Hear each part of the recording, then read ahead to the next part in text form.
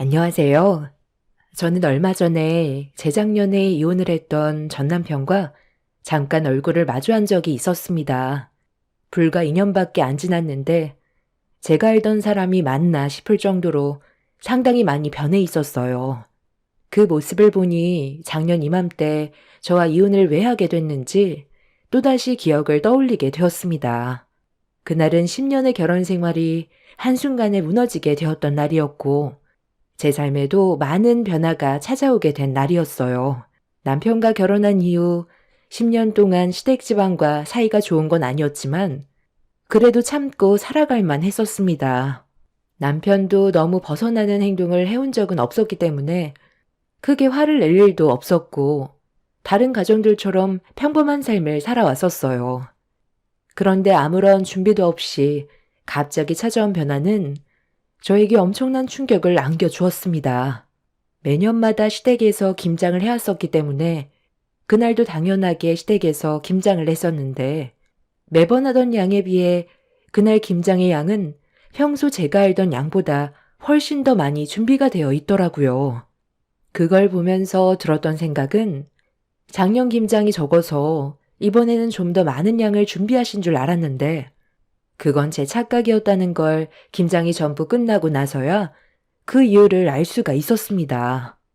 시모는 평소 해오던 김장이 양보다 100포기 정도를 더 시켰는데 김장이 거의 끝나갈 때쯤 귀한 손님이 오기로 했다며 약속 시간이 다 되어 간다면서 서둘러 정리하라고 재촉하셨어요. 그리고 100포기 김장김치를 한쪽으로 빼놓으라고 시키셨죠. 얼마나 대단한 사람이 오길래 김장김치를 100포기나 주는지 이해할 순 없었지만 시키는 대로 일단 움직이게 되었습니다. 그때까지만 해도 저는 아무것도 모르고 있었어요. 그런데 귀한 손님이라고 했던 그 사람이 시댁에 발을 들이는 순간 뭔가 느낌이 좋지가 않았습니다. 저보다 약간 젊은 여자인 것 같았는데 시모가 쩔쩔매더라고요. 그 모습을 지켜보고 있던 저는 누구시냐고 여쭤봤고 그 순간 시모의 입에서 나온 한마디는 저에게 상상 이상의 충격을 안겨주었습니다. 시댁 집안에 새로 들이게 될 며느리라면서 저와 눈이 마주친 그 여자를 저에게 소개해 주더라고요. 시동생은 이미 결혼을 했고 저도 남편과 결혼을 했는데 새 며느리로 들이려고 데려왔다는 말을 했을 땐 그 말이 처음엔 이해가 되지 않았어요. 그래서 알 수 없는 표정으로 시모를 바라봤는데 제가 아닌 눈앞에 보이는 여자와 남편을 엮어주고 싶어 부른 거라며 충격적인 말을 꺼냈습니다. 처음엔 저도 시모의 말에 당황스러워서 장난으로 받아들이려 했는데 저를 바라보는 눈빛에서 진심이라는 걸 느낄 수가 있었어요. 어머님, 아니, 갑자기 무슨 말을 하시는 거예요? 새 며느리라뇨? 방금 하신 말 농담이죠? 아무리 장난이라도 손님 앞에서 이러는 건 예의가 아니죠. 내가 언제 너한테 장난친 적 한 번이라도 있었니? 나는 돌려서 말하는 성격도 아니고 지금 있는 그대로 얘기하는 거니? 너도 조만간 내 아들과 정리해줬으면 좋겠구나. 평범한 너희 집안과는 비교 자체가 안 되는 집안이기 때문에 나에게 찾아온 이 기회를 절대 놓칠 생각은 없으니 네가 빠져주면 좋겠구나. 네? 아니, 갑자기 빠져달라뇨. 그이랑 결혼 생활 문제없이 잘하고 있었는데 예고도 없이 이게 무슨 정신 나간 말이에요. 저는 그이랑 이혼할 생각 꿈에도 한 적 없어요. 애들은 또 무슨 죄인데요? 저기요, 그쪽이 오늘 우리 집에 온 거 정말 이 집 며느리로 들어올 생각을 가지고 온 거예요? 그럼 제가 여기 놀러 왔겠어요? 이 집안의 며느리로 받아들여 주신다고 어머님께서 말씀하셨잖아요. 대가는 별로 대하고 싶지 않은데 어머님 말 못 들었어요? 아, 그리고 여기 따로 준비해 놓은 김치통 전부 차에 좀 실어주세요. 하던 일은 끝까지 마무리 지어야죠. 어머님, 그럼 저희는 방에 들어가서 하던 얘기 마저 할까요? 못했던 대화 마무리가 잘 되어야 이 결혼 성사될 수 있다는 거 어머님도 잘 아시죠? 그럼 서둘러 끝내고 빨리 나가보세요. 아니, 이 여자 정말 웃기는 여자네. 너 미친 거 아니야? 아니, 언제 봤다고 나한테 명령질이야. 너야말로 남의 가정 화탄 낼 생각 말고 당장 꺼져. 웃어? 내가 지금 장난하는 걸로 보여? 지금 누구 앞에서 목소리를 높여? 예, 지금 중요한 얘기 해야 되거든.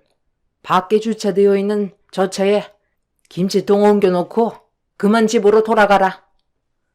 갑자기 찾아온 돌발 상황에서 제가 받은 더 큰 충격은 이런 광경을 동서내외와 시부가 뒤에서 전부 지켜보고만 있다는 거였어요.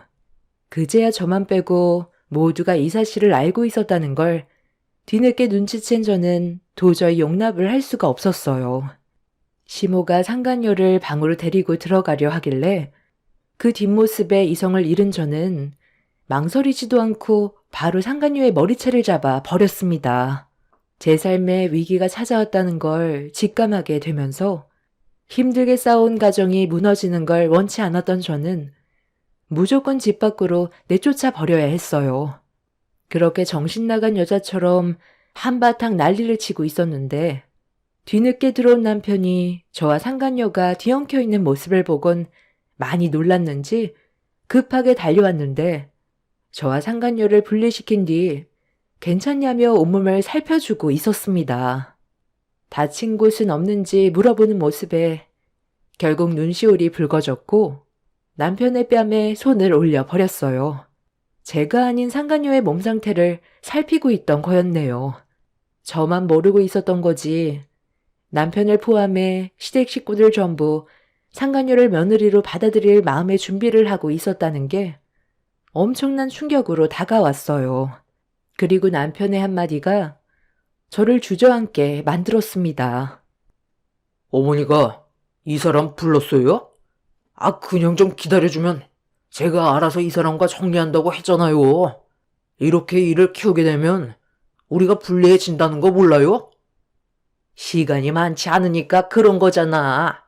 의사 며느리 얻기가 어디 쉬운 줄 알아? 새 며느리가 내민 조건에 대해서 우리도 빨리 결정을 내려야 할 거 아니야. 저도 마음의 준비가 필요하잖아요. 어차피 결정권은 저에게 달려있는데 상황을 왜 이렇게 안 좋게 만들어서 저를 힘들게 하세요? 어머니는 그만 신경 끄세요. 아들, 배가 도착했을 때 서둘러 올라타야지. 때를 놓쳐 떠나버린 다음에 붙잡으려 하면 너를 기다려 줄 것 같니? 의사 며느리 얻기가 어디 쉬운 줄 알아? 의사 며느리가 우리 집안에 들어오면 우리도 급이 달라지는데 어떻게 마음이 안 급해질 수가 있겠어? 며느리한테는 시간이 없다고 얘기했잖아. 그리고 어차피 알게 될 텐데 그때나 지금이나 뭔 차이야? 하루빨리 해결하고 각자 인생 살아가면 되는 거지. 새 며느리한테도 시간이 없어서 많이 급하다고 하잖아. 다들 아주 제정신이 아니네. 의사 며느리가 그렇게 좋아? 한 가정을 깨버릴 만큼 당신들 집안은 엄청난 비중을 차지하나 봐. 의사 며느리를 둔 집안이 되면 급이 달라질 것 같아? 밖에서 대우가 달라질 것 같냐고. 대충 말을 들어보면 전현이 서둘러 나를 내치고 이 자리에 앉고 싶어하는 이유가 있는 것 같은데 내가 순순히 그렇게 되길 기다려줄까? 몇 년이 걸리던 나는 소송으로 진행할 거고 내가 받은 피해에 대해선 전부 다 뜯어낼 거야. 누가 이기나 한번 해보자고. 소송을 하든 말든 그건 네가 알아서 하면 되는 문제니 앞으로 내 집에 얼씬거리지도 마라. 마음에 쏙 드는 내 며느리가 앞으로 모든 걸 태워주기로 했다. 그래요? 돈을 많이 주기로 했나 봐요. 무슨 이유 때문에 나를 내치고 이 자리에 전현이 앉으려는지 모르겠지만 아마 뜻대로는 안 될 거야. 저는 현관문 앞에 써여있는 김치통을 전부 다 뒤집어 엎어버렸고 시모가 화를 내며 저에게 달려들길래 김치를 손으로 한 뭉텅이 주워들어 시모의 얼굴을 향해 조금의 망설임도 없이 집어던져 버렸어요. 그리고 또다시 김치를 주워들어 명품 정장 차림의 옷을 입은 상간녀에게 달려가 얼굴과 몸에 사정없이 문질러 버렸습니다. 남편은 눈이 돌아버린 제 팔을 잡아 강하게 밀치길래 매운 김장 양념에 고통스러워 비명을 지르고 있는 상간녀의 얼굴을 닦아주는 남편을 향해 김치통을 머리 위로 부어 버렸습니다. 동선애와 시부가 힘을 합쳐 저를 밖으로 내쫓아 버렸고 저는 마당에 있던 긴 장대를 들어 뒷마당으로 가서 땅에 묻은 김치독을 전부 다 깨부숴 버렸습니다. 힘들게 고생해서 만든 김장김치가 그 인간들의 입으로 들어가는 게 너무 치떨리게 싫었어요. 하나도 먹지 못하게 김치독을 전부 깨부숴 버린 뒤 거친 숨을 고르고 있는데 얼굴이 김치 양념으로 범벅이 되어버린 얼굴로 저에게 달려와 장대를 뺏으려 하길래 사정없이 휘둘렀어요. 제 손에 묻어있던 양념 때문에 장대가 손에서 미끄러져 멀리 날아가 버렸고 시모가 가만두지 않겠다며 양손을 뻗어 제 머리채를 잡으려 하길래 김치를 묻어둘 때 쓰던 고무 장갑을 주워들어 시모의 뺨을 향해 세차게 내리쳐버린 뒤 한마디 했어요. 무슨 이유 때문인지 아직 듣진 못했지만 저 의사 며느리를 얻으려면 니들한테도 그만한 조건을 들고 왔겠지. 그리고 그 조건이 마음에 들어서 의사 며느리라는 타이틀을 얻고 싶어 나를 내치려고 그동안 몰래 관계를 만들어 갔을 텐데 끼리끼리 잘 노는 걸 보니 니들한테 꼭 맞는 안성맞춤 같네. 한심한 것들. 니들이 이런 식으로 나오면 잘 먹고 잘 살아갈 수 있을 것 같아? 내가 두는 부릅뜨고 얼마나 잘 사는지 지켜보겠어. 그리고 이건 내 몫이니까 내가 가져가. 고무장갑에 뺨을 맞은 시모는 저를 노려보고 있었지만 속수무책으로 저에게 당했어요. 제가 제정신이 아닌 걸 알기 때문에 괜히 또 건드렸다가 더 큰 일이 생길지도 모를 두려움을 제 눈빛을 보고 느꼈는지 부들부들 떨며 주저앉아 있었습니다. 그날 힘들게 만들었던 김장김치를 차에 실은 뒤 친정집으로 향했는데 갑작스럽게 너무 큰 충격을 받아서 운전을 제대로 할 수가 없어 갓길에 차를 세운 뒤 한참 동안 차 안에서 오열을 했어요. 10년의 시간 동안 힘들게 쌓아왔던 결혼 생활이 한순간에 무너지게 됐으니 맨정신으로 버틸 수 있는 상황이 아니었습니다. 그렇게 한참 동안 차 안에서 눈물을 쏟아낸 뒤 친정으로 들어갔고 만신창이가 되어버린 저를 보게 된 부모님께선 제 모습을 보고 경악을 했어요. 시댁에서 엄청난 충격을 받아 정신이 반쯤 나가 있었기 때문에 부모님은 그런 제 모습을 보고 놀랄 수밖에 없었죠. 그렇게 그날 있었던 일들에 대해 전부 다 얘기한 뒤 남편과의 이혼을 결정 내렸고 저에게 상처를 준 시댁 식구들에게 분노한 부모님은 당장 시댁에 찾아가겠다고 했지만 또다시 이를 키우고 싶지 않아 그 집에 다시 들어가고 싶지 않다며 조용히 정리할 수 있게 도와달라고 부모님께 부탁을 했어요. 처음 이 사실을 알게 됐을 땐 분노한 마음이 커서 소송으로 가고 싶었지만 그 인간들의 얼굴을 장기간 보고 싶지 않았을 뿐더러 합의 이혼 시 위자료와 재산 분할 등 제가 원하는 조건으로 맞춰준다는 말에 속전속결 이혼을 추진했어요.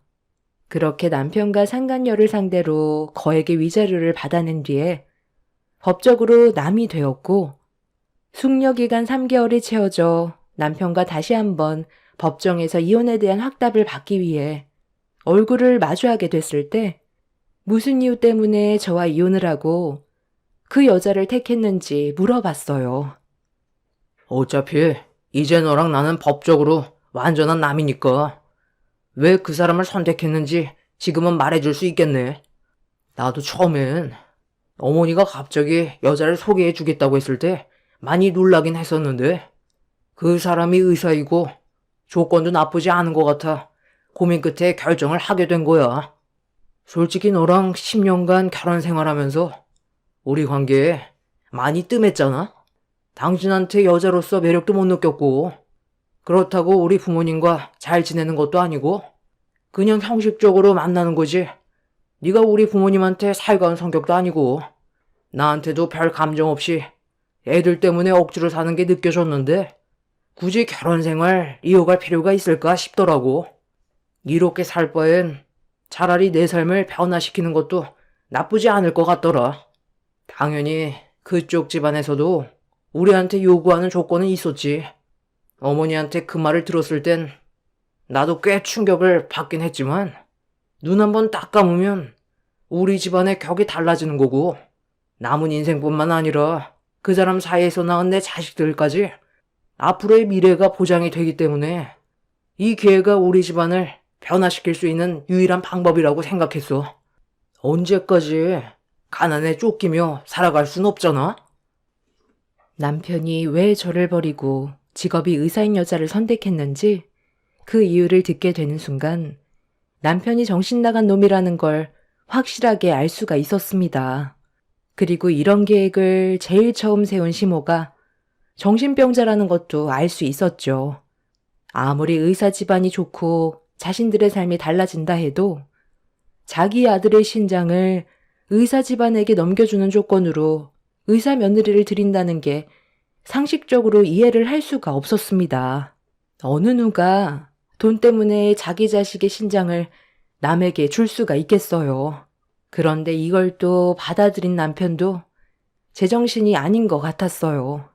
저희 집안도 그렇고 시댁 집안 또한 잘 사는 형편은 아니에요. 남들처럼 평범하고 월급 받는 걸로 빚 갚아가면서 남은 돈으로 생활하는 그런 평범한 집안인데 누구나 그런 삶을 살아가고 있다는 걸 모르는 것도 아니면서 지들의 인생에 매일 불만을 가지고 있던 시댁 집안 사람들은 결국 돈 앞에서 모든 걸 버렸습니다. 이런 상황까지 오게 된 건 시모가 건강검진을 받고 있었는데 담당 의사였던 상간녀가 시모의 건강 상태에 대해 설명을 해주다가 갑자기 눈물을 쏟아냈었는데 시모가 무슨 이유 때문인지 질문을 던졌을 때 상간녀는 시모에게 자신의 집 사정에 대해 설명하면서 자기 어머니도 시모처럼 건강해졌으면 좋겠다고 속마음을 꺼내자 시모는 그 자리에서 상간녀에게 조건을 던졌어요.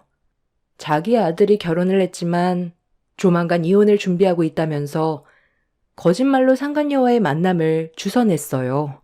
며느리로 들어오면 자기 아들의 신장을 주겠다는 말에 언제 신장을 이식받게 될지 기약이 없었던 상간녀의 어머니가 많이 위급한 상황이었고 서둘러 신장을 받지 못한다면 끝내 세상과의 작별을 해야 될 수밖에 없는 급박한 상황이었기 때문에 서둘러 일을 진행시켰습니다. 남편은 나중에 이런 사실을 알게 됐을 때 반대했었지만 시모의 적극적인 설득 끝에 결국 저와 이혼을 하고 의사 상간녀와 살림을 차리기로 결심을 하게 됐던 거였어요. 하지만 남편도 이 문제가 쉽지 않은 결정이라는 걸 느끼게 되면서 머뭇거리기 시작했고 그런 모습이 답답했던 시모는 상간녀의 어머니가 죽으면 모든 계획이 물거품으로 되어버리는 그런 상황을 받아들이기 싫었는지 김장날 제가 시댁에 있는데도 상간녀를 불러들인 거였습니다. 상간녀 또한 자기 어머니가 서둘러 신장을 받아야 하기 때문에 마음이 급한 건 시모와 같은 입장이었고 결국 지들이 원하는 목적을 이루기 위해 시댁에서 큰 난리를 친 거였어요. 이런 상황을 모두 듣게 된 저는 조금의 미련도 없이 남편에게서 돌아설 수 있었습니다.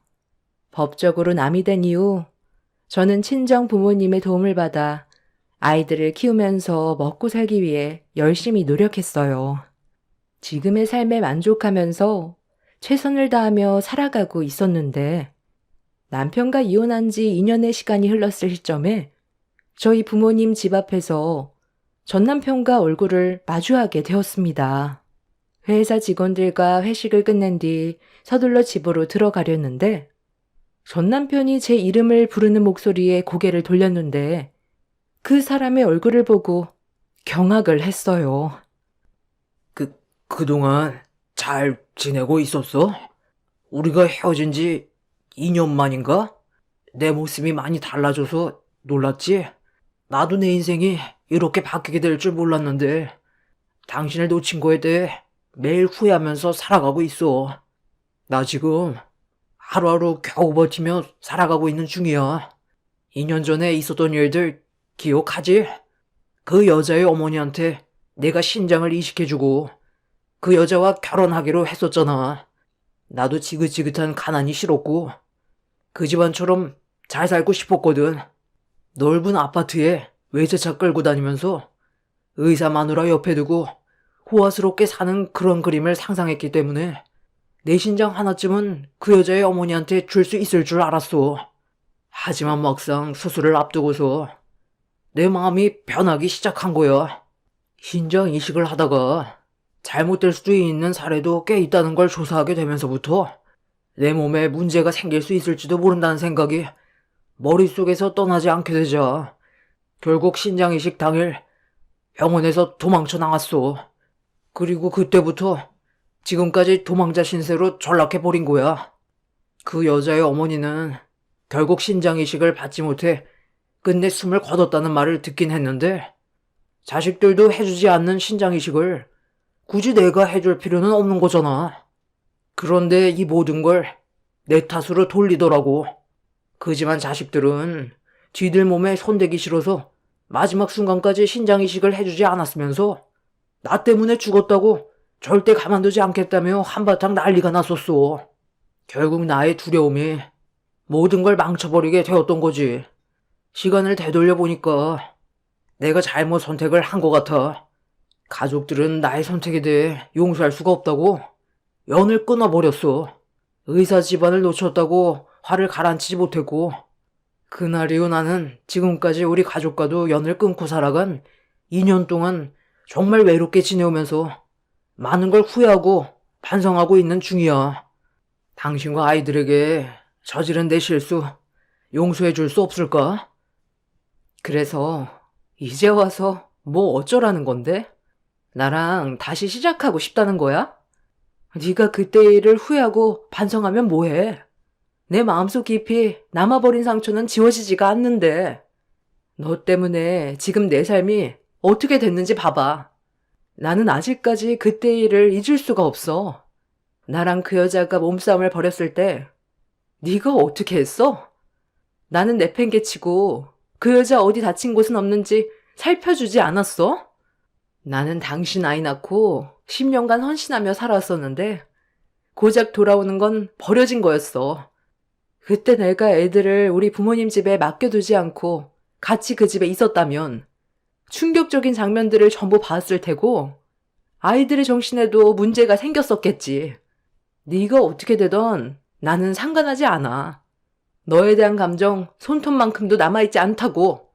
다시는 내 앞에 얼씬거리지도 마. 당장 내 앞에서 꺼져. 나도 그때는 어쩔 수 없었다고. 과거에 우리가 어떻게 살아왔는지 당신도 알잖아. 힘들게 돈을 벌어도 가난에 벗어날 수가 없었는데 그런 삶이 나도 지치고 힘이 들었다고.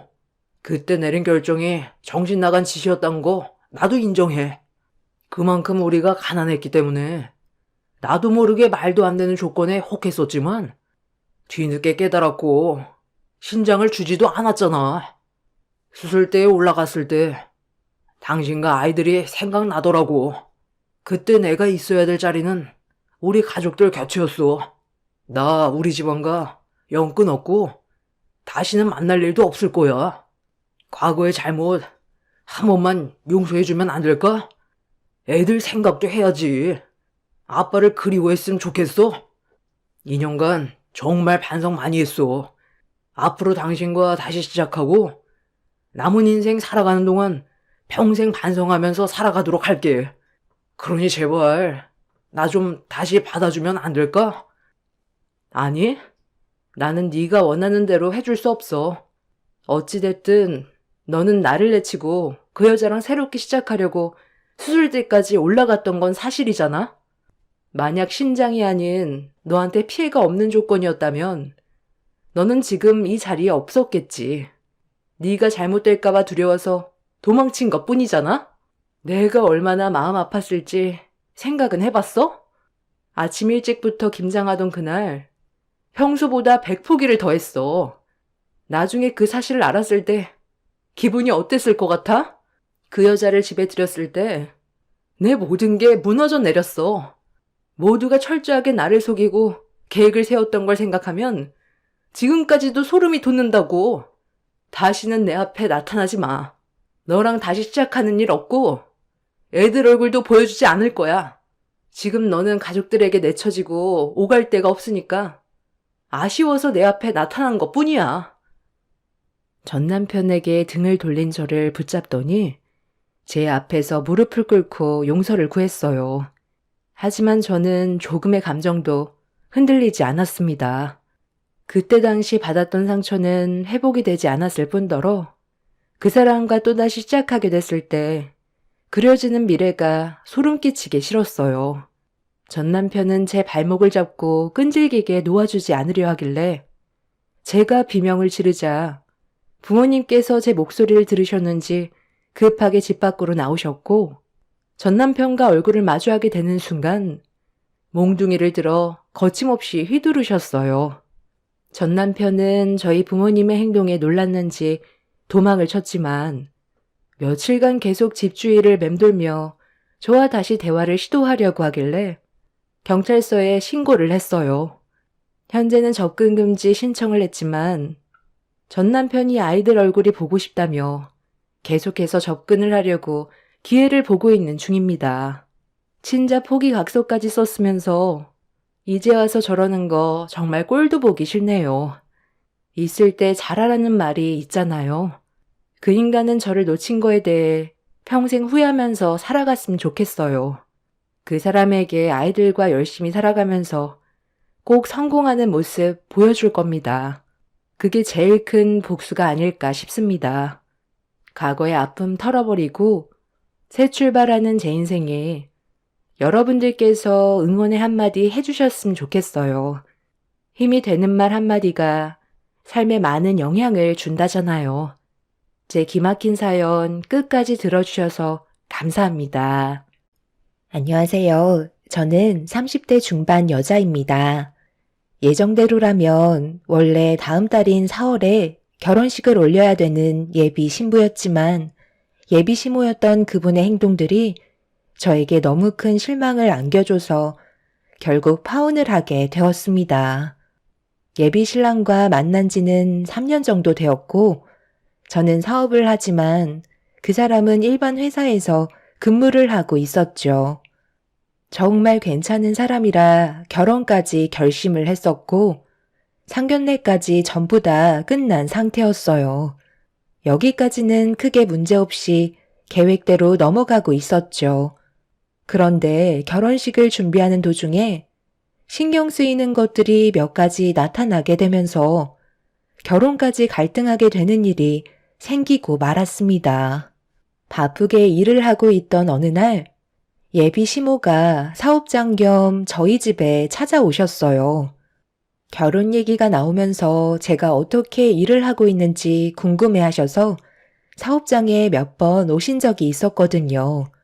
시모는 점심시간 맞춰서 양손 가득 도시락을 싸우셨길래 직원들 식사 보내고 시모와 함께 점심을 먹으며 가볍게 대화를 이어나갔었죠. 그런데 사업장 내부를 둘러보시며 결혼한 다음 앞으로 어떻게 할 건지 알 수 없는 말을 던지시더라고요. 무슨 말을 하시려는지 이해를 제대로 하지 못한 저는 다시 되물어 봤어요. 그러니까 둘이 결혼을 하면 내 아들 회사에 그만두고 같이 일을 하기로 했었다며. 서로 부부가 되는 거니 당연히 공동대표로 사업장을 이끌어 갈 거잖아. 그럼 내 아들도 앞으로는 사장 소리 들을 텐데 직원들도 보는 앞에서 사업자 명의가 은하너로 되어 있으면 보기가 별로 안 좋지 않나? 그래도 여자보다는 남자로 되어 있어야 더 보기 좋고 직원들이 내 아들을 무시하지 않지. 갑자기 들어오면 적응하는데도 시간이 어느 정도 필요할 텐데 바지 사장 대우해주면 얼마나 마음이 아프겠니? 그래서 내가 요즘에 하도 걱정이 돼서 잠도 제대로 못 자고 속병까지 앓고 있다니까. 오죽했으면 너한테 이런 얘기까지 꺼내겠니? 그러니까 어머니께서 저한테 하신 말씀이 명호 씨가 저랑 같이 일을 하게 되면 사업장 대표 명의를 명호 씨 이름으로 해달라는 말씀이신 거죠? 제 말이 맞나요? 그래, 바로 그거야. 그래야 다른 직원들이 내 아들을 무시하지 않지. 너랑 결혼했다는 이유 하나만으로 사장 역할을 하게 되는 건데 어느 정도 연차가 된 직원들이 제대로 된 대우를 해주겠어? 분명 무시하는 경향이 클 거다. 내가 그런 모습을 보면 얼마나 마음이 아프겠니? 그래서 하는 말이니까 기분 나쁜 건 아니지? 명호 씨랑 저랑 연애했을 때부터 사업장에 자주 왔었기 때문에 여기에서 근무하는 직원들과도 이미 친분을 쌓아놓은 상태예요. 그래서 굳이 사업장 명의를 명호 씨로 바꿀 필요는 없을 것 같은데요. 원칙상 개인 사업자는 다른 사람한테 명의를 이전하게 될 경우 지금의 사업자를 폐업하고 다시 등록을 해야 하는데 저희 같은 경우 온라인 사업을 하고 있기 때문에 껄끄러운 부분이 상당히 많아요. 방법이 있다면 공동 명의로 했다가 제가 빠지면 명호 씨가 사업장 대표가 되긴 하지만 굳이 그렇게까지 번거로운 일을 만들어야 할까요? 저는 어머니께서 생각하시는 걸 단 한 번도 고민을 해본 적이 없어서 지금 상당히 당황스럽긴 하네요. 그런 것 때문에 밤잠까지 설치시면서 스트레스 받고 계실 줄은 전혀 몰랐어요. 저와 같이 일하는 직원분들과 명호 씨와의 사이는 나쁘지 않기 때문에 크게 걱정할 필요는 없을 것 같아요. 그리고 직원분들 전부 다 착해서 누굴 무시하거나 따돌리는 그런 성격들도 아니고요. 그래도 내 아들 이름으로 돌리는 게 더 보기 좋지 않을까? 내가 너한테 이런 말 꺼내는 것도 쉬운 건 아니었는데 한번 진지하게 생각해주면 안 되겠니? 글쎄요. 너무 예상 밖의 질문이고 굳이 그렇게까지 할 필요성이 있나 해서요. 지금도 잘 지내고 있고 앞으로도 그럴 건데 명의 바꾼다고 달라질 게 있을까요? 회사의 이미지에 얼마나 큰 영향을 끼치는데 그리고 내 아들도 어디 가서 떳떳하게 사장이라는 말을 할 수 있을 거 아니니? 그렇게 해줄 수 있는 거지? 지금 당장 결정하라는 건 아니시죠? 명호 씨는 어떻게 생각하고 있는지 한번 물어볼게요. 이건 쉽게 결정할 수 있는 문제는 아니라서요. 저는 먼저 일어나 보도록 하겠습니다. 처음에 예비 시모의 의도가 무엇인지 이해를 하지 못했었어요. 그 사람의 이름으로 명의를 바꾸라는 한마디가 저를 당황하게 만들었고, 제가 그 자리에서 바로 결정을 하지 않아서 그런지 예비 시모의 표정은 좋지 않았습니다. 저도 기분이 좋은 건 아니었기 때문에 더 이상 길게 대화를 하고 싶지 않아 먼저 자리에서 일어나게 되었죠. 예비 시모는 그 자리에서 한참 동안 사업장 내부를 둘러보며 일을 어떻게 하고 있는지 살펴보신 뒤 다음에 시간 될 때 또 오시겠다는 한마디 하신 채 집으로 돌아가셨어요. 그날 시모가 다녀가신 이후로 스트레스를 많이 받았는지 제대로 된 일을 할 수가 없을 정도였고 퇴근 시간이 되자 저희 사무실을 찾아온 그 사람은 아무 말도 듣지 못했는지 저를 보며 웃으면서 저녁이나 먹으러 가자고 하길래 사무실 정리를 한 다음 함께 밖으로 나섰습니다. 오늘 무슨 일 있었어? 안색이 상당히 안 좋은데? 다른 날에 비해 반품이 많이 들어와서 그런 거야? 그러고 보니 오늘 우리 엄마가 다녀갔었다며? 그것 때문에 오늘 점심때부터 기분이 별로 좋지 않았어. 명호 씨 어머니가 무슨 말을 하고 가셨는지 아직 전혀 모르는 눈치인 것 같은데, 아까 뭐라고 하셨는지 알아? 내 사업장 명의를 명호 씨로 바꾸라고 하셨다니까. 내가 그 말을 듣고 얼마나 당황스러웠는지 알아? 나랑 결혼을 하면 회사를 그만두고 같이 일을 하기로 했었잖아. 그런데 사업장 대표 명의가 나로 되어 있으니 그게 이미지상 별로라고 생각하셨는지 명호 씨 이름으로 바꾸길 원하시더라고.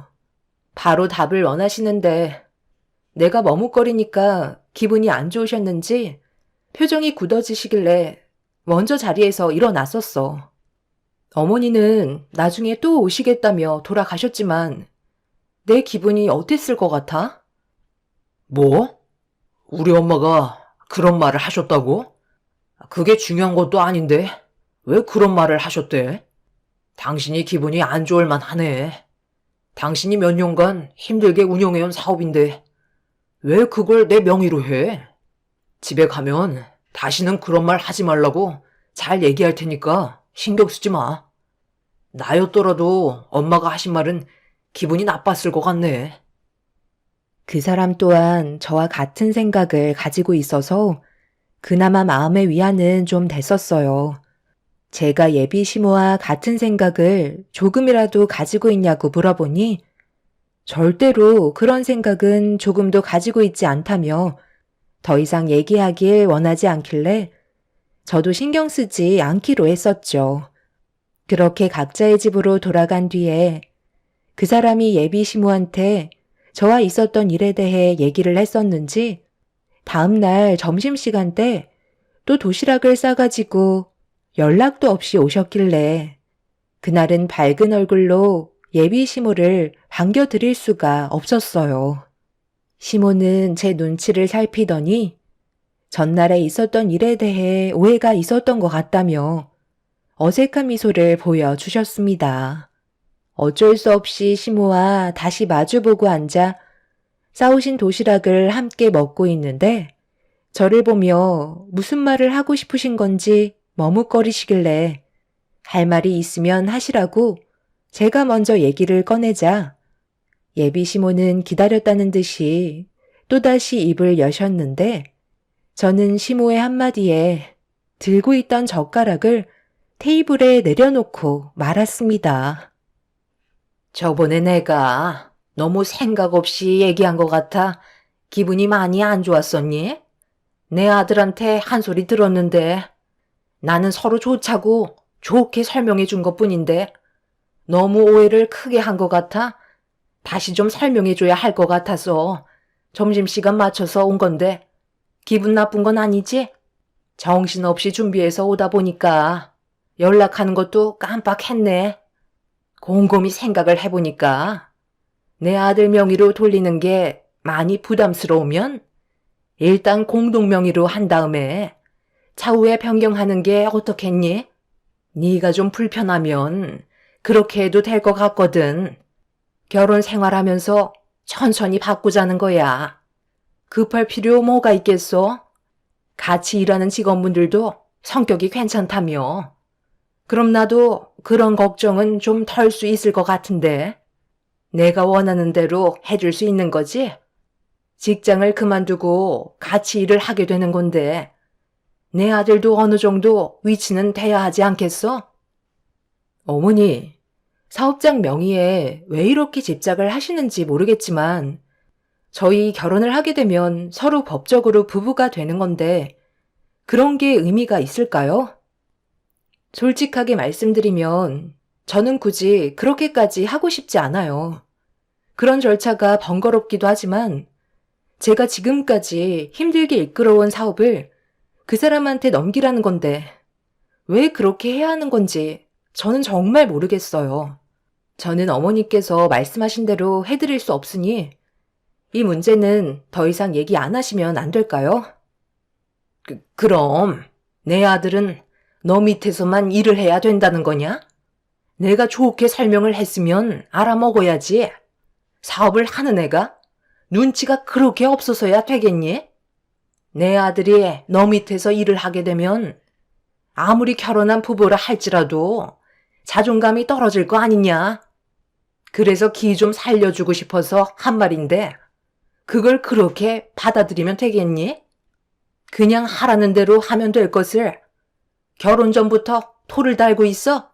나는 최대한 너한테 좋게 설명해 줬는데 지금 싫다는 말이 나와? 어머니께서 그렇게까지 생각하시는 줄 몰랐는데 명호 씨가 자존감이 떨어질 것 같으면 차라리 그냥 회사에서 일을 하는 게 좋을 것 같아요. 저는 결혼하고 나서 제가 버는 돈이 많기 때문에 굳이 명호 씨가 한 달 고생해서 벌고 있는 월급이 크게 지장을 주지 않아 같이 일을 하면서 함께 있는 시간이 더 효율적일 것 같아 같이 일을 하기로 결정을 했던 것뿐인데 어머니가 그렇게까지 생각하신다면 저도 명호 씨랑 같이 일을 할 수는 없을 것 같아요. 그깟 온라인 사업장 명의를 내 아들로 바꿔주는 게 그렇게 힘든 거야? 내가 이렇게까지 부탁을 하면 좋게 받아들이고 움직이면 되는 거 아니냐고. 어머니, 여기는 제가 운영하는 회사이고 직원들도 함께 있는 공간이에요. 여기에서 이렇게 목소리 높이시면 곤란하다고요. 나중에 다시 얘기하는 게 좋겠어요. 뭘 다시 얘기해? 어차피 너는 생각을 바꾸지 않을 거잖아. 이렇게까지 꽉 막힌 성격인 줄 알았다면 여기까지 안 왔을 텐데.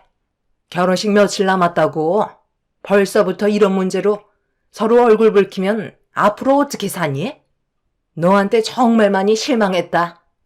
남자로 해놓는 게 훨씬 더 보기 좋은 건데 내 아들한테 사장자리 넘겨주는 게 그렇게 싫어?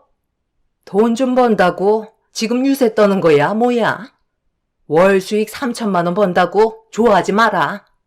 온라인 사업 하다가 망하는 사람 내가 한두 명 본 줄 아니? 그만 돌아가 주시는 게 좋을 것 같아요.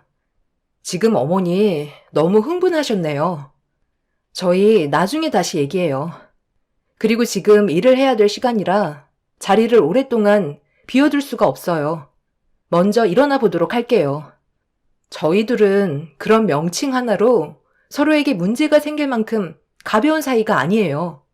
그럼 살펴 들어가세요. 예비 시모는 손으로 테이블 위를 내려치시더니 저를 노려보셨어요.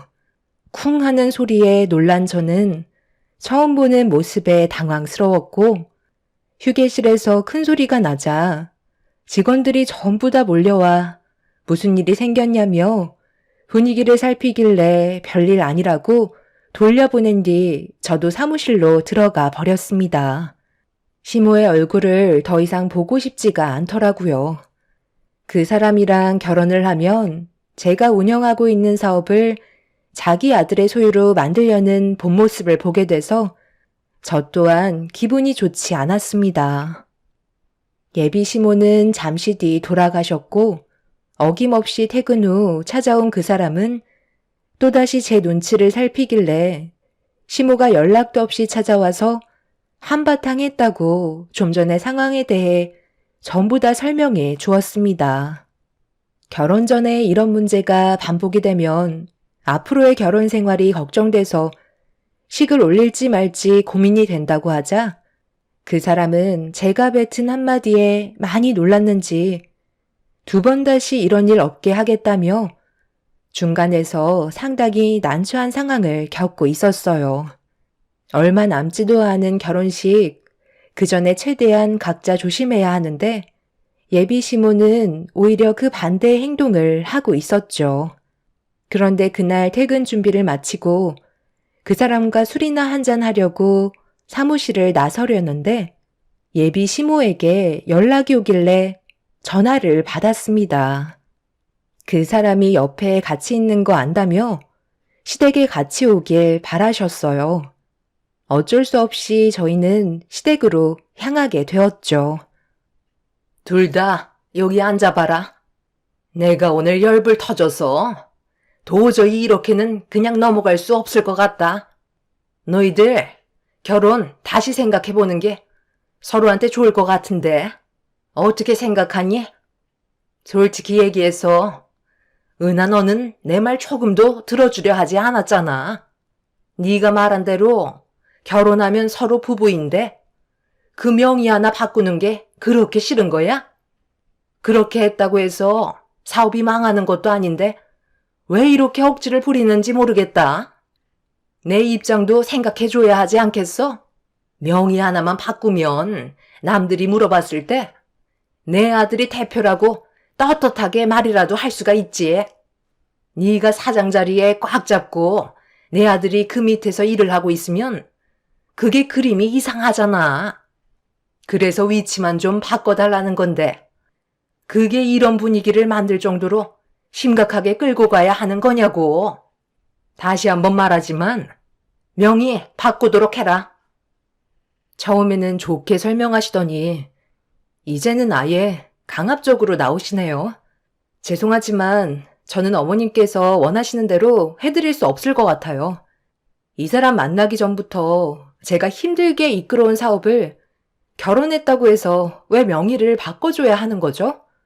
막말로 어머니가 저한테 하신 말씀은 그동안 제가 이끌어온 사업을 가져가시겠다는 거잖아요.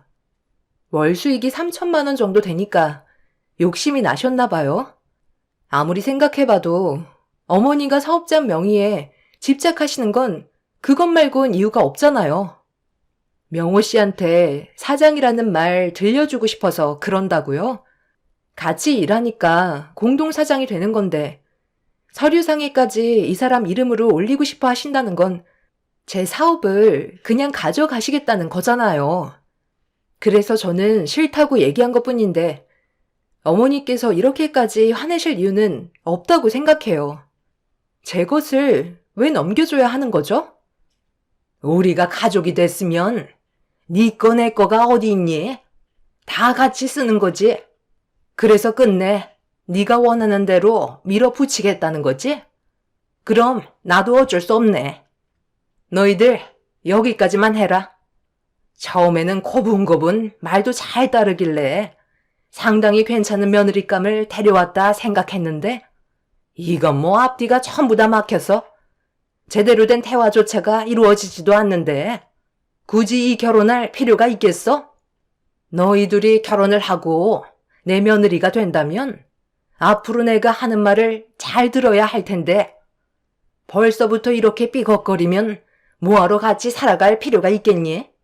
나는 이 결혼 무조건 반대하니까 너희들도 이제 그만 만나도록 해라. 무슨 말인지 알아들었지? 예비 시모는 더 이상 저와 할 말이 없을 것 같다며 자리를 박차고 일어나시더니 저를 한번 노려보시고 방으로 들어가셨어요. 예비 시부도 기분이 좋지 않으셨는지 굳어진 얼굴로 자리에서 일어나 한마디도 하지 않으신 채 방으로 들어가 버리셨습니다. 그 사람도 많이 당황한 듯 어쩔 줄 몰라 하고 있었는데 저도 기분이 좋지 않아 얼굴이 붉어져선 흥분을 가라앉히지 못하고 있었습니다. 별것도 아닌 문제가 파혼까지 하게 될 만큼 안 좋은 상황으로까지 몰고 가게 될 줄 전혀 몰랐었죠. 이대로 예비시댁에 계속 있어봤자 좋은 방향으로 흘러가지는 못할 것 같아 집으로 돌아가겠다며 자리에서 일어났습니다. 파혼을 하게 되더라도 이건 제 잘못이 아니기 때문에 상관없다고 생각했었어요. 그 사람은 제가 집으로 돌아가게 되면 파혼을 받아들이는 거라며 난감한 표정으로 저에게 조금만 시간을 달라고 부탁하길래 어쩔 수 없이 다시 자리에 앉아 있었습니다. 그 사이 그 사람은 예비 시부모가 들어가신 안방문을 노크하더니 방 안으로 들어갔어요. 저 혼자 거실에 남겨두고 이게 뭐 하는 짓인지 이해할 수가 없었죠. 그런데 그 사람이 방 안에서 대화를 주고받고 있었는데 갑자기 저에게 전화를 했더라고요. 아무래도 핸드폰을 들고 있다가 통화 버튼을 잘못 누른 건지 알 수 없는 상태에서 받아봤는데 역시나 버튼을 잘못 눌러서 전화 통화가 연결이 되었는지 대화 소리가 제 핸드폰으로 들려오고 있었어요. 그런데 예비 시부모와 그 사람이 나누고 있던 대화 내용이 제 귀로 들려오는 순간 입을 다물지 못했습니다. 이렇게까지 했는데 걔가 정말 결혼하지 않겠다고 하면 어떻게 하냐? 그럼 우리가 더 손해보는 거 아니야? 다른 방법을 생각해보는 게 좋겠는데. 월 수익 3천만 원이면 우리 가족들 전부 놀고 먹고 살아도 남는 돈일 텐데, 만약에 정말 결혼하고 싶지 않다고 하면 우리가 잃게 되는 게 더 많아지는 거라고. 아유, 내 말이 그거야. 굳이 이렇게까지 할 필요가 있냐는 거지. 네가 회사를 퇴사하고 같이 일하게 되면 사업자는 며느리 명의로 되어 있지만 같이 일을 해왔고 부부이기 때문에 그 돈을 공동으로 관리할 수 있을 거 아니냐. 그렇게 된다면 우리도 그 돈을 쓰는데 좀 더 떳떳하지 않겠어? 너무 욕심부리면 다 놓쳐버리게 된다고.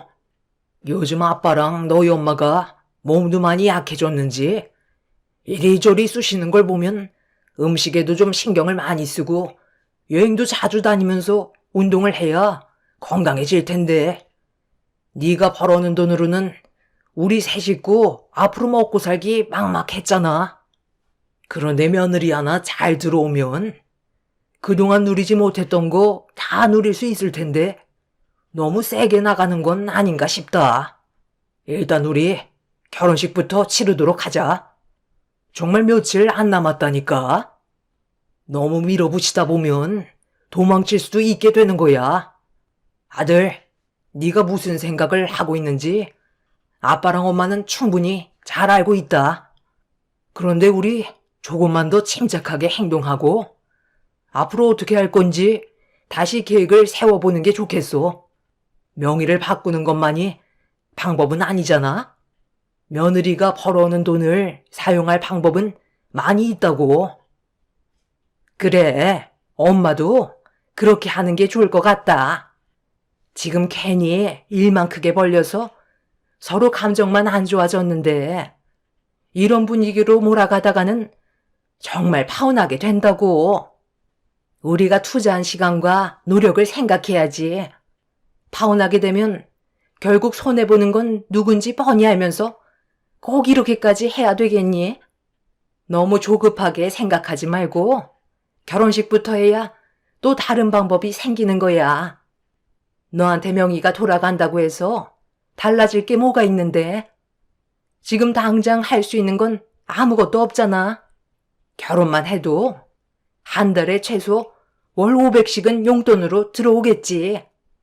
거기에다가 네가 일한 월급으로 월 500 챙기면 한 달에 1,000만 원 정도는 그냥 들어오는 건데 괜찮은 거 아니야? 거기에다가 어디 여행 좀 간다고 돈 좀 더 달라고 내가 얘기하면 싫다고 하겠니? 어쩔 수 없이 토해내게 될 거라고. 나도 명훈이가 시켜서 하긴 했지만 나도 연기하는 게 얼마나 힘든데. 쟤도 성격이 만만한 것 같지는 않다. 똑 부러지고 할 말 다 하는 거 보니까 지금의 자리까지 온 거지 끌려다닐 성격은 절대 아니다. 그럼 확실하게 대화가 끝난 거지? 혼자 거실에 너무 오래 앉혀두면 기분 상해서 돌아갈 수 있으니 일단 분위기 좋은 식당 한번 알아봐라. 참네. 내 입으로 얘기하면 너무 속 보이니까 엄마한테 대신 부탁한 건데 저렇게까지 나올 줄은 정말 몰랐네. 파혼하라는 말이 나왔는데도 어떻게 눈 하나 깜빡하지 않지? 명의만 내 걸로 이전이 된다면 앞으로의 계획은 상당히 수월할 텐데 어차피 직원들도 교육이 잘 되어 있어서 알아서 일 처리를 하거든요. 나도 어떻게 돌아가고 있는지 대충 알기 때문에 은하가 없어도 충분히 이끌어갈 수 있거든요. 엄마가 말한 대로 일단 결혼식부터 올리는 게 좋겠어요. 그래야 다음 계획을 준비할 수 있을 것 같아요. 명의만 나한테 넘어오면 깔끔하게 일 처리 가능한데 그게 좀 아쉽기는 하네요. 급하면 지금까지 투자한 시간이 아까우니 조금 더 생각해서 움직이는 게 좋을 것 같아요. 원래 계획은 명의가 이전되고 결혼을 한 뒤에 신혼여행 때 교통사고로 위장하려 했거든요. 그 사람이 통화 버튼을 잘못 누르게 되면서 저에게 들려온 예비 시댁 식구들의 대화는 저에게 엄청난 충격을 안겨주었고 돈 때문에 의도적으로 접근했었다는 게 밝혀지게 되자 온몸이 부르르 떨렸고 너무 큰 정신적 충격을 받았는지 자리에서 일어나려 하는데 다리가 후들거려 몸이 제대로 움직이지 못하고 있었어요. 그 사람과 전화 통화가 연결되면서 중간부터 녹음을 하긴 했지만 그 사람 핸드폰에도 통화 기록이 찍혀 있기 때문에 만약 제가 모든 진실을 듣게 되었다는 게 밝혀진다면 더 큰 문제가 생길 것 같아 방문을 열고 나오면서 저를 보며 밝게 웃는 그 사람들을 최대한 침착하게 대응을 해야만 했어요. 예비 시모가 저를 보며 뱉은 첫 마디는 미안하다는 말이었고 어두워진 분위기를 풀어가기 위해 외식이나 하자며 밖으로 나갈 준비를 하길래 저도 정신을 바짝 차리고 서둘러 예비 시댁에서 빠져나올 수 있었습니다. 그렇게 저는 밖으로 나오자마자 차에 올라타 곧바로 시동을 건 다음 그 사람들 사이에서 벗어날 수 있었고 부모님께 좀 전에 있었던 일들에 대해 전부 다 알려주게 되었죠. 부모님은 제가 녹음한 통화 내용을 들으시더니 예비 사이에 충격적인 말들에 경악을 하셨고 제가 돌발 행동을 하자 그 집 식구들은 저에게 쉬지 않고 전화를 걸어왔습니다. 만약 이런 사실을 모른 채 결혼을 했더라면 제 삶은 한순간에 끝나는 거였고 더 이상 이 세상에 존재하지 않는 사람이 될 수도 있었겠죠. 돈 때문에 접근했었다는 그 사람의 한마디가 제 마음을 너무 아프게 만들었어요. 저는 아무런 조건도 안 보고 오로지 사랑 하나로 평생을 함께하려 했는데 정작 그 사람은 제가 벌어들이는 돈을 사랑했던 거였죠. 결국 그 사람이 버튼을 잘못 눌러 저와 통화 연결이 되었다는 걸 알았는지 문자로 만나서 얘기하자며 다 설명하겠다고 했지만 부모님께선 절대 만나면 안 된다고 요즘 세상 큰일을 당할 수도 있다며 밖으로 나가지 못하게 하신 뒤 경찰에게 도움을 요청했습니다. 경찰분들은 통화 내용을 들어보시고 그 남자의 행동에 위험을 느끼셨는지 저에게 접근을 하지 못하게 조치를 취해 주신 뒤 부모님께선 예비 시부모에게 전화를 걸어 파혼을 하겠다며 그동안 지출되었던 내역에 대해 위자료를 청구하였습니다. 돈 때문에 가면을 쓰고 저에게 접근했던 사람들을 접근 금지 요청을 해놓았지만 지금도 너무 불안한 건 어쩔 수 없는 것 같아요. 한동안 집에서 나가지 못한 채 직원들과 통화를 하면서 일 처리를 하고 있지만 언제까지 이렇게 살 수는 없을 것 같아 해결할 수 있는 방법을 찾고 있는 중입니다. 위자료까지 전부 다 받아내신 아빠는 일단 저희 가족이 다른 지역으로 피하는 게 좋을 것 같다고 하시네요. 그게 저희 가족이 아무런 사고 없이 넘어갈 수 있는 방법이라고 계획을 세우고 있는 중입니다. 저도 온라인 사업이기 때문에 사무실만 이전하면 되긴 하지만 그 사람이 항상 저를 지켜볼 것 같아 불안하기만 하네요. 어제도 저희 집 주변을 서성이다가 순찰 중이던 경찰에게 조사를 받았다고 하네요. 이런 문제로 변호사에게 물어보니 제가 가지고 있는 녹음된 내용으로는 크게 처벌하기에는 많이 부족하다며 조심하는 방법 밖에는 없다고 하네요. 하루빨리 피하는 게 상책 같아요. 그런 날도둑 집안과는 앞으로 더는 볼 일이 없었으면 좋겠어요. 여러분들 주변에서도 돈 때문에 접근한 사람들을 보신 적이 있으신가요? 사람은 겉모습만 보고 전혀 알 수 없다는 걸 이번 계기를 통해 확실하게 알 수 있었네요. 제 사연을 들어주신 분들께서도 언제 어디서나 사람 조심하시고 너무 믿지 않으셨으면 좋겠어요. 오늘 하루도 여러분들의 삶에 웃음꽃 피는 날이 되시길 바랍니다. 감사합니다.